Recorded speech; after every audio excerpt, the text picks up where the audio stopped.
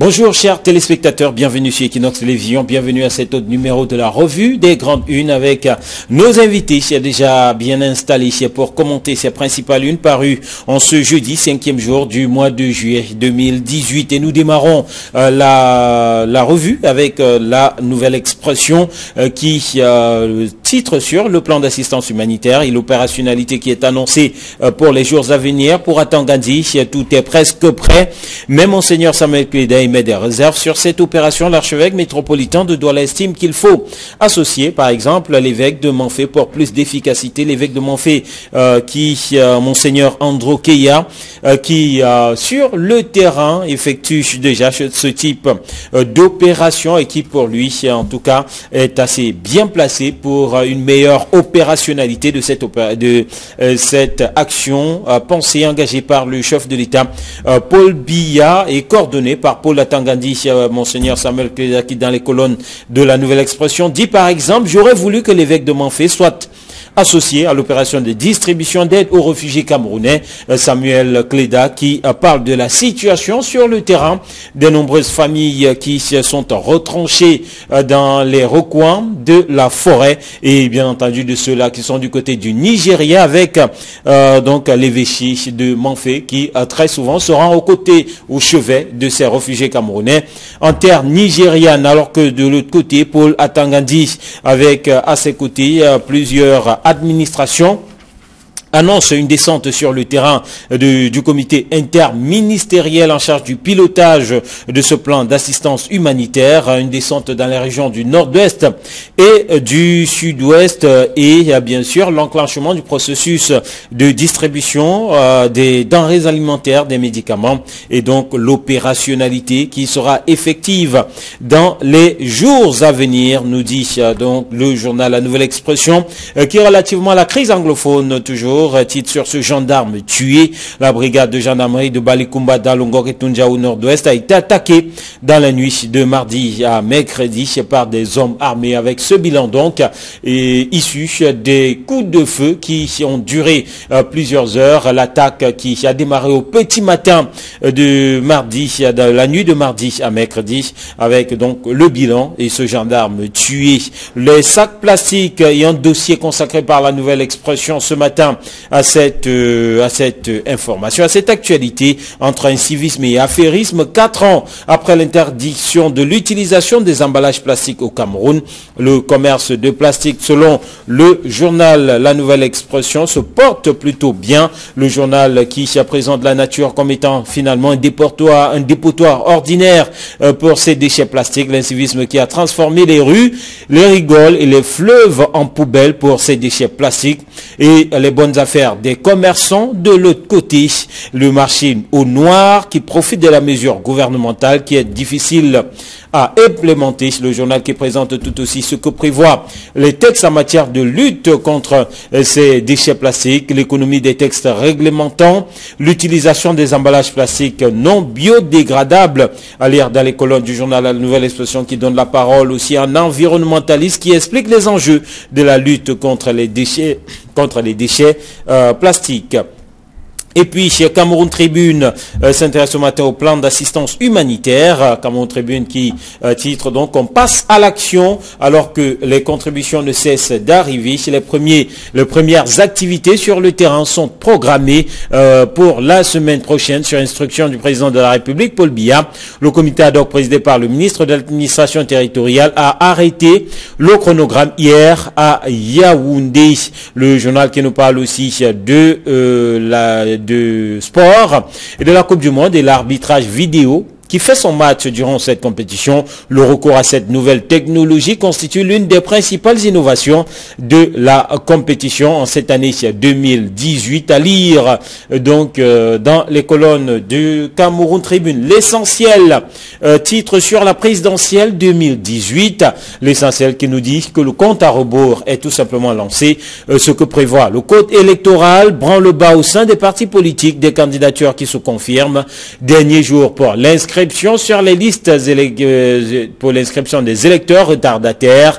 À lire donc à la page 3 du journal L'Essentiel qui présente donc tous ces indicateurs qui font savoir que le compte à rebours est véritablement lancé pour cette élection. Et puis dans les colonnes, bien Macron qui confirme l'appel téléphonique à travers une sortie de presse. Le quotidien de l'économie parle de développement local ce jeudi, avec le programme Agropole qui a mal à son financement, nous dit le quotidien de l'économie, qui rappelle qu'entre 2016 et 2017, cette institution a perdu près de 90% de son budget, entravant de fait toutes les mesures de mise en place des entreprises de moyenne et de grande importance dans les différents bassins de production agricoles au Cameroun. Et puis le jour reste en économie, c'est le jour qui titre sur le malaise observé dans le secteur bancaire,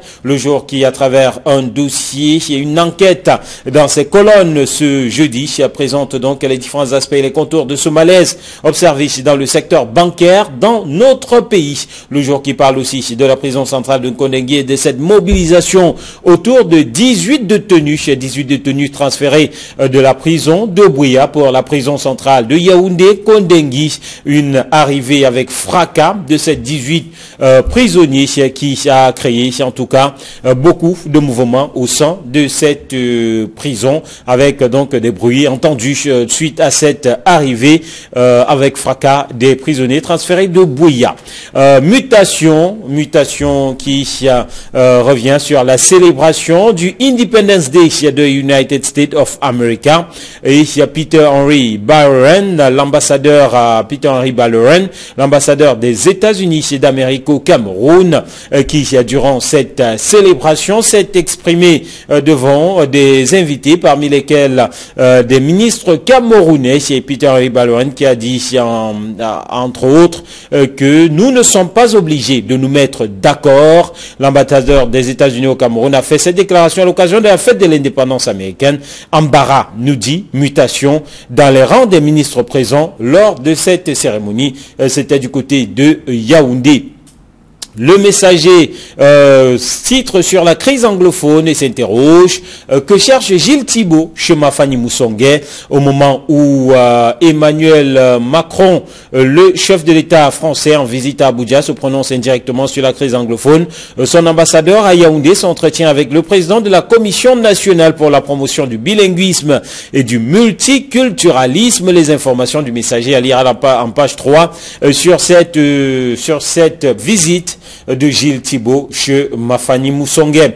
Toujours dans les colonnes du journal Le Messager, loi sur le sport, l'opposition qui accuse le RDPC dans Hold Up. Ce texte jugé nocif pour le sport camerounais a été adopté mardi dernier, ceci avec le concours de l'écrasante majorité des députés du parti au pouvoir, nous dit donc le Messager dans sa publication de ce jour. Voilà qui nous permet de sortir de cette visite des principales une parue ce matin et de retrouver nos invités sur ce plateau. Caminelé, bonjour, bon jeudi. Eric Marchal Jemo, bonjour. Bonjour Guy Avé-Fongrand, bonjour téléspectateurs d'Equinox Télévision, oui. Et surtout bonjour à toutes ces personnes qui ont bénéficié durant le coup de cœur de Sa Majesté Parfait Godok, le chef de son poids, qui a fait une véritable opération Merci Chip du côté de Nkonsamba. Il a laissé l'Union Ikele Natal pour aller en Nkonsamba, où il a organisé des consultations gratuites, des dons de médicaments. Il y a des gens qui sont même partis de Douala, qui sont revenus avec des lunettes. Donc cette opération, beaucoup n'en ont pas parlé, mais c'était une super opération. Il y a quelques journaux qui sont revenus dessus. Voilà, puis d'ailleurs on a eu une opération qui a tout de même été supportée, coachée par les synergies africaines et je pense que c'était une très très bonne affaire, non seulement pour les populations, mais aussi pour le vivre ensemble. Allez, Guy Hervé, bonjour. Bonjour, Eric Marcel Dumont, président. Bonjour aux nombreux téléspectateurs qui, chaque jour vont grandissant, parce qu'ils prennent du plaisir à regarder les unes qualitatives qui paraissent chez nous. Et quand je dis, je pense à Claudiciard qui en minant avec Maïsren entretien hier avec le président Macron. Entretien au cours duquel le président Macron nous a rappelé, notamment aux Africains, que faire pour nous, sans nous, c'est faire contre nous.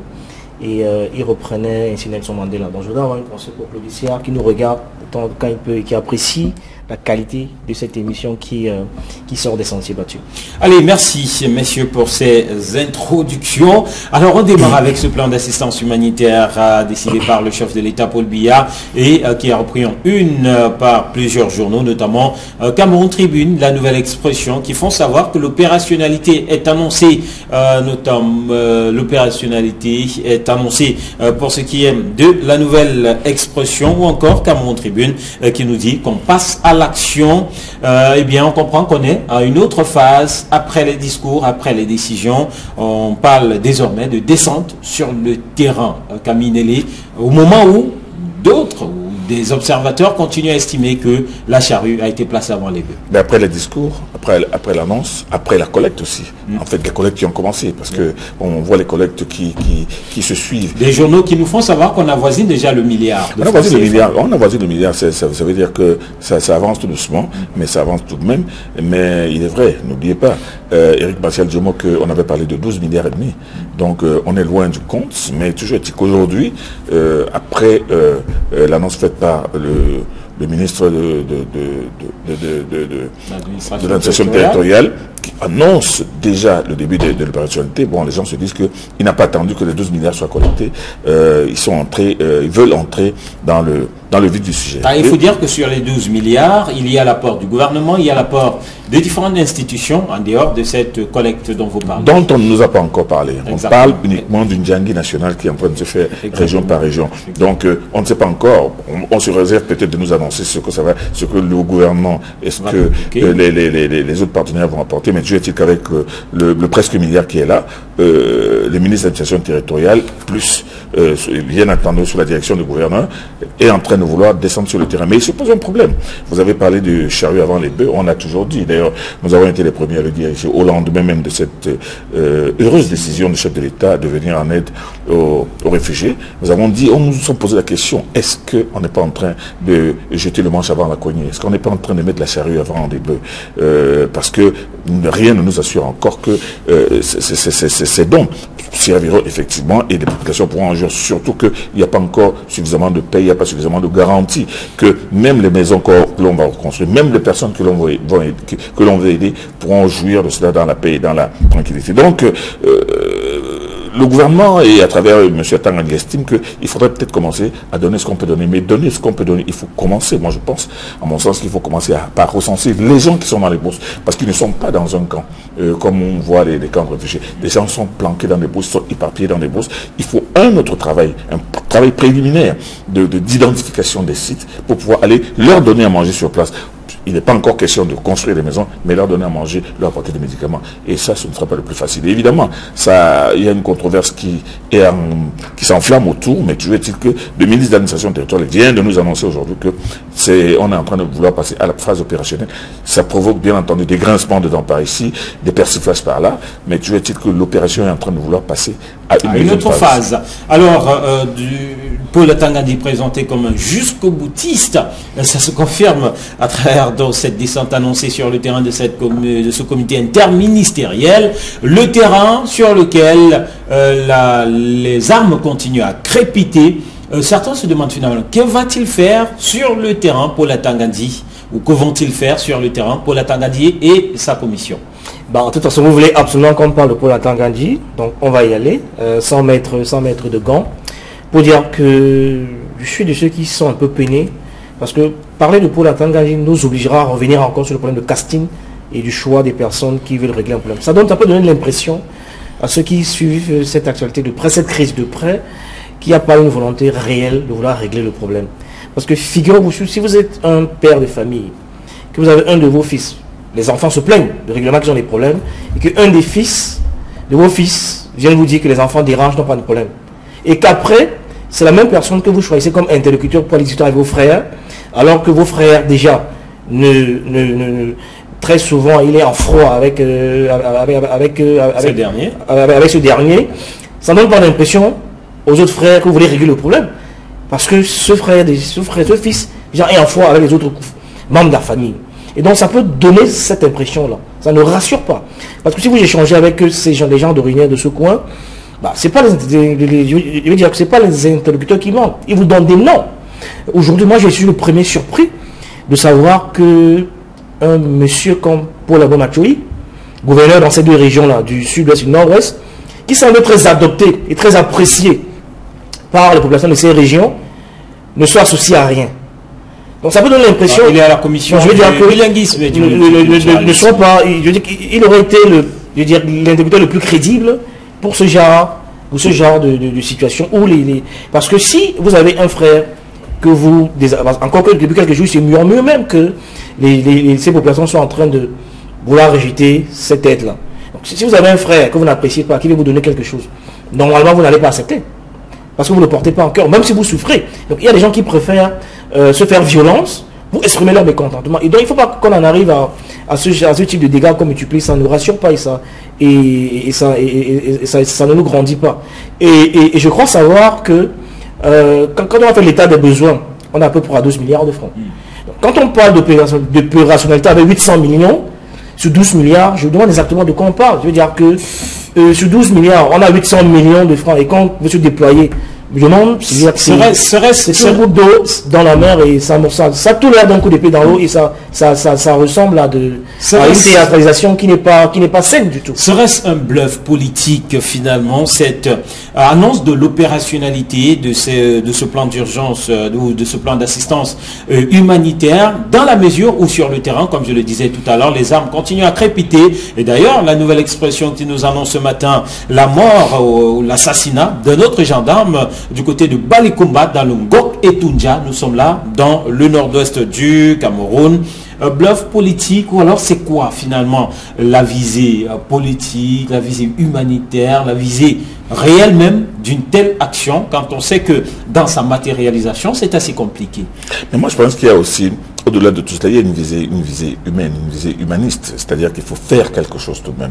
C'est vrai qu'il faut qu'un certain nombre de conditions soient réunies, mais il fallait d'abord commencer par faire quelque chose, et on n'allait pas attendre les 12 milliards pour commencer à faire. Moi, c'est ce que je pense. Je pense donc que le chef de l'État, en décidant de commencer déjà par faire quelque chose, moi je pense que ce n'est pas une mauvaise chose en soi, qu'on fasse déjà quelque chose, qu'on ne reste pas toujours dans le domaine de la spéculation, dans le domaine de l'attentisme, dans le domaine de la collecte, parce qu'il y a des urgences, il y a des gens qui meurent tous les jours, il y a des gens qui ont faim, mais il faut identifier leur place. Moi je pense que à ce niveau-là, le ministre de l'administration territoriale et des gouverneurs et préfets tout là devraient dire que bon, écoutez, moi dans mon département, moi dans ma région, j'ai tant de gens que j'ai pu identifier à tel endroit, ce sera déjà, c'est déjà un début. Moi je ne crache pas, je ne suis pas de ceux qui crachent systématiquement dans la soupe. Il y a quelque chose. On a voulu faire quelque chose, qu'on le fasse. C'est vrai que la condition essentielle, la condition sine qua non est le retour à la paix, le retour à la concorde pour que les aides puissent circuler, que les gens puissent profiter de ces aides, que les gens puissent être reconstruits et relogés. Celle-là, elle n'est pas encore réunie. Moi, je ne pense pas. Bon, le ministre Tangandji, en décidant de descendre déjà avec cette première phase opérationnelle, c'est forcément sur hautes instructions du chef de l'État. Il n'a pas décidé de lui-même. Et moi, je ne suis pas très d'accord avec Guy Avé-Fongan, qui parle de casting, qui parle d'enfants, qui dit que les enfants sont turbulents, mais moi, il n'y a rien du tout. Moi, je pense que le rôle du père, à ce moment, qui dit, toi qui dis qu'ils sont turbulents, toi-même va régler ça. Moi, je pense que ça aussi, c'est dans la logique.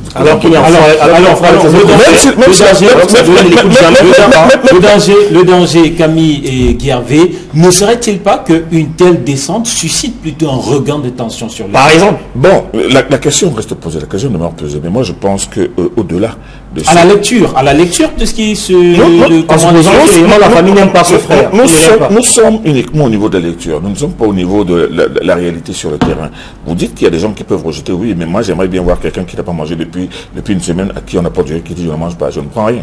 Moi je pense qu'il faut d'abord faire quelque chose. Je suis de ceux qui pensent que le fait qu'on fasse déjà quelque chose est déjà quelque chose, est un début. Moi, c'est important. Vous savez, il y a des gens qui sont malades, il y a des gens qui manquent de médicaments, il y a des gens, on les a identifiés, on sait qu'ils sont dans telle région, dans telle brousse, à côté de tel endroit. Il faut déjà commencer à faire quelque chose. Moi, je ne cracherai pas dans la soupe. Une crainte soulevée par un journal qui paraît dans la partie sud-ouest du Cameroun, qui déjà rappelle que lors de la descente de l'émissaire français la semaine dernière, eh bien, les personnes présentées comme acteurs de la société civile, à M. Lemoine étaient en fait en grande partie les employés de la mairie de Buea, voilà, et certains partent de ça pour se demander si à la va-vite, on ne va pas rassembler des gens qui n'ont rien à voir avec ces problèmes pour dire, eh bien, l'opération a commencé. Non, ce n'est pas parce que lors de l'arrivée de M. Lemoine à Buea, on a réuni les employés de la mairie.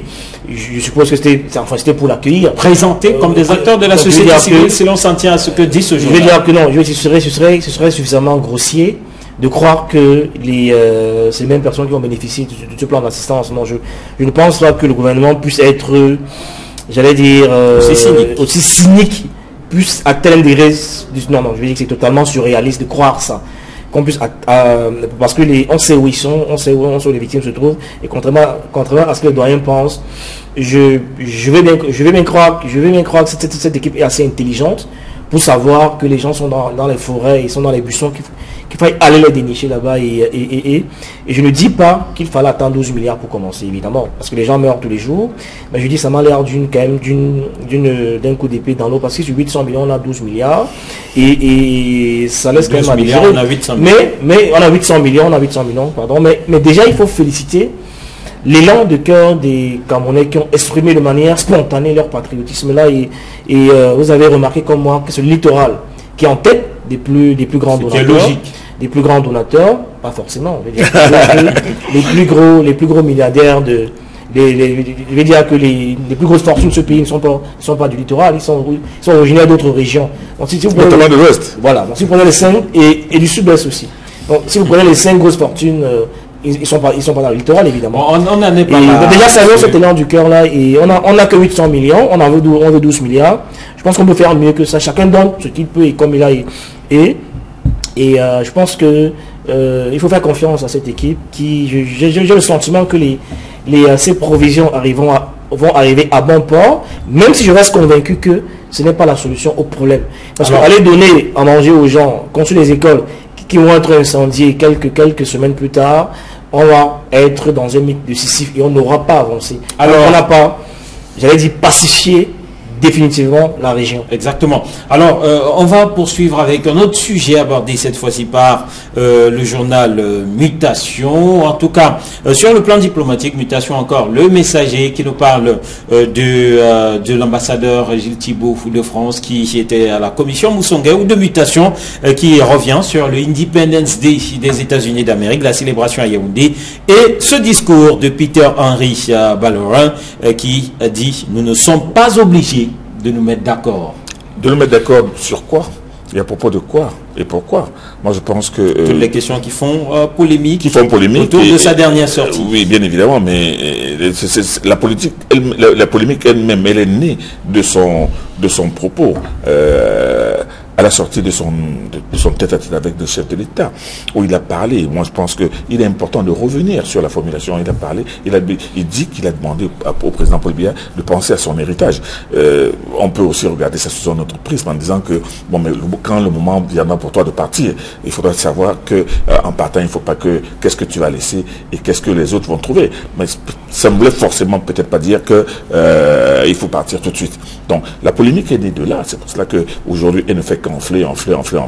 Mais là, aujourd'hui, lors de la célébration de l'indépendance Day, évidemment, beaucoup d'hommes politiques, des journalistes, des intellectuels, des personnalités de la société civile étaient autour de l'ambassadeur américain. Il fallait scruter ses moindres gestes et surtout les moindres mots. Et lire chacun de ces mots entre les lignes. Bon, maintenant, quand il a dit, et ça a été repris par tout le monde, que nous ne sommes pas obligés d'être d'accord. Bon, ça veut dire quoi? Nous ne sommes pas obligés d'être d'accord sur le fait que le président de la République, Paul Biya, soit le candidat le candidat dont les mandats sont ad vitam aeternam. Nous ne sommes pas d'accord, nous ne sommes peut-être pas d'accord sur le fait de la crise anglophone, que nous la percevons autrement. Nous ne sommes pas d'accord peut-être sur le mode de réflexion du gouvernement par rapport à cette crise ou la gestion de cette crise. Donc, il a dit ce qu'il a dit. C'est une phrase sibylline que chacun peut interpréter à sa manière, mais toujours est-il qu'il démontre que les États-Unis, à travers sa voix, ont une façon de voir le problème. Il reste cohérent avec lui-même aussi. Absolument. Non, mais j'ai envie de dire que pour moi, c'est une vérité de la palisse. On enfonce des portes ouvertes. On ne doit pas être d'accord, ce qui est normal. On ne doit même pas être d'accord. On n'est pas d'accord parce qu'on n'est plus à l'ère du colonisateur, tuteur qui va nous dicter ce qu'on doit faire. On n'est pas d'accord parce qu'on n'accepte plus l'ingérence. On n'est pas d'accord parce qu'on est suffisamment mature pour décider nous-mêmes de notre avenir et de notre destin. On n'est pas d'accord parce que l'ambassadeur américain s'est royalement trompé. Par exemple, quand il demandait au président d'entrer dans l'histoire en citant des exemples, je ne vais pas dire stupides, mais des exemples bizarres, en convoquant Nelson Mandela et George Washington. Je pense que la meilleure réponse qu'on a apportée provient du professeur Sinjoum, qui a magistralement répondu à l'ambassadeur en indiquant que le président Paul Biya est déjà entré dans l'histoire. Et je crois qu'il n'y avait pas meilleur. Elle était très belle cette réponse, très jolie. Et on ne peut pas être d'accord quand il y a ce genre de d'hérésie répétée. C'est normal qu'on ne soit pas d'accord. Mais en tout cas, on comprend que voilà, ça reste, ça reste peut-être pas tendu. Ça reste peut-être pas tendu.